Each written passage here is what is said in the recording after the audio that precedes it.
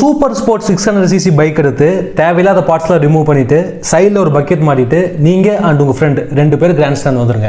So ஒன்று நீங்க ஓட்டுங்க, உங்க ஃப்ரெண்டு கண்ட்ரோல் பண்ணிட்டோம், அப்படி இல்லை நீங்க கண்ட்ரோல் பண்ணுங்க, உங்க ஃப்ரெண்டு ஓட்டட்டும். ஸோ ஆக மொத்தம் ஒரு பைலட் ஒரு பேசஞ்சர் கண்டிப்பா இருக்கணும். ஸோ இப்போ நீங்க 2 பேரும் 182 கிலோமீட்டர் பயணம் செய்ய போறீங்க.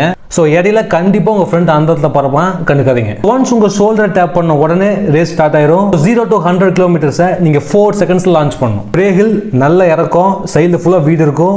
ஸோ நீங்க அங்க 270 km/h ஸ்பீடில் நீங்க போகணும். ஸோ அடுத்தது கிராஸ் பை. இப்போ நீங்க வில்லேஜ்குள்ள போக போறீங்க. ஸோ இந்த ஒட்டுமொத்த பிளேஸ்ல இந்த இடம் மட்டும்தான் ஃபன்னா இருக்கும். ஸோ என்ஜாய் பண்ணிக்கங்க. ஸோ அடுத்தது கொஞ்சம் தூரம் போனீங்கன்னா ஒரு முட்டு சந்து வரும், பேரகாரோ. ஸோ கண்டிப்பா உங்க ஃப்ரெண்டோட ஹெல்மெட் அண்ட் ஷோல்டர் செவுத்துல உரசருக்கு 100% சான்ஸ் இருக்கு. ஸ்லோ மட்டும் பண்ணிடாதீங்க, டைம் போயிட்டு இருக்கு. ஸோ இப்போ பெல்லாக்கரி. ஸோ 140 km ஸ்பீட்ல நீங்களும் உங்க ஃப்ரெண்டும் 2 பேர் சேர்ந்து அந்த இடத்துல பறக்க போறீங்க. ஸோ ரொம்ப டைட்டா பிடிச்சி உட்காந்துக்கணும்.